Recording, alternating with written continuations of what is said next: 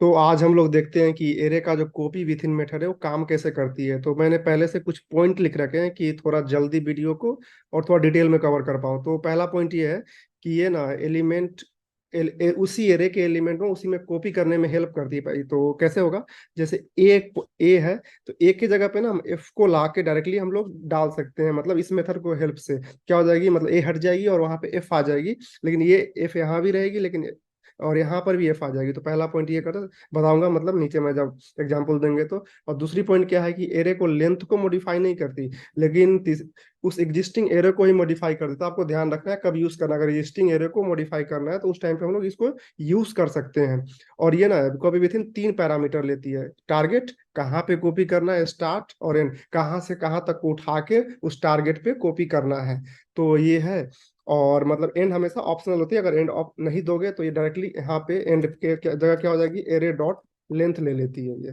तो इस तरह से काम करती है। और मैं अब दिखाता हूँ कि ये चलती कैसी है। तो मैंने कुछ पॉइंट लिख रखे हैं यहाँ पे कि टारगेट क्या है। अगर टारगेट को माइनस एरे डॉट लेंथ से छोटा मतलब हो गया, तो सपोज यहाँ का एरे का लेंथ क्या है 6, और यहाँ पे मैं -7 ले लूंगा।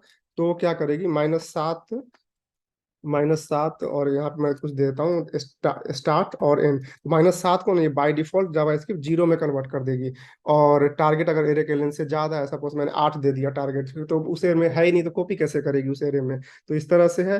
अगर स्टार्ट मतलब स्टार्ट को मैंने दे दिया -1, तो ये क्या करेगी, -1 प्लस जावास्क्रिप्ट 6 ऐड करेगी, एरे का लेंथ 6 है तो 5, तो ये -1 को बना देगी 5।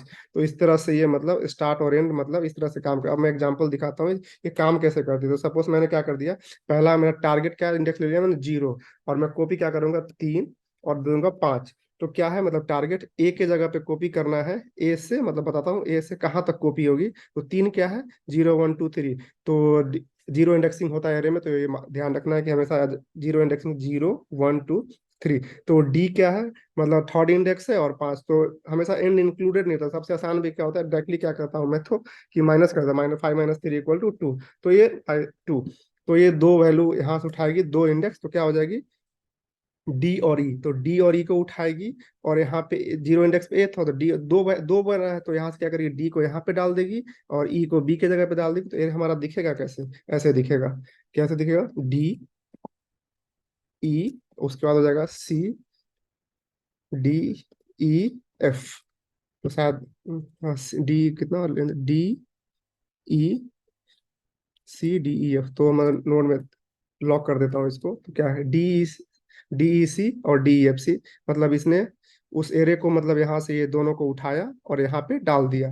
तो ये पहला पॉइंट तो इस तरह से कॉपी करने में हेल्प करता है। लिखे, और एरे का लेंथ क्या था, 6 था, तो इसको मॉडिफाई नहीं लेके किया, लेकिन वो एरे मॉडिफाई हो गया। बताता हूँ, अगर मैंने एक वेरिएबल रिजल्ट में स्टोर किया तो मैं क्या करता हूँ, इसको एरे को भी लॉक कर देता हूँ उसी के साथ।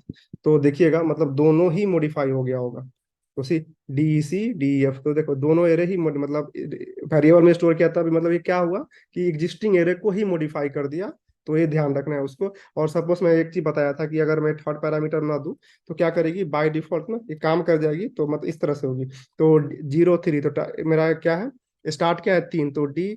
और बाय डिफॉल्ट अगर एंड नहीं देते हैं तो जावास्क्रिप्ट क्या करेगी, वहां पे एरे डॉट लेंथ करके डाल देगी, यहाँ पे एरे डॉट लेंथ करके डाल देगी। तो क्या है 6, तो 6 - 3 कितना हो गया 3। तो क्या करे, डी ई एफ उठेगी, और तो मतलब कैसे हो जाएगी, और यहाँ पे डी ई एफ कितना है 3। तो क्या करेगी, टारगेट क्या है मेरा 0th इंडेक्स है, तो यहाँ पे डाल देगी डी को, यहाँ पे ई को, यहाँ पे क्या हो जाएगी हमारी वैल्यू, डी ई एफ।